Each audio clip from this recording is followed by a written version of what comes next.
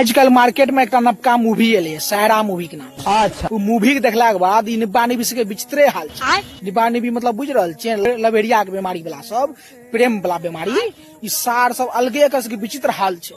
कियो cinema hall में घोलेट घोलेट के कह रहल छै। उ चीज देखला के बाद मोन है हमरा जाके सार के दिए दूर पर और कना दिए मार तार दिए ओते वह सिनेमा हॉल में। ओकर सबके बाप एते कमा तमा के भेज छै पूर्णिया पटना दिल्ली पढ़े ले। सार सब पढ़ाई के बदला उ पैसा के सिनेमा हॉल में जाके फिल्म देखे छोड़ा सब सार सब।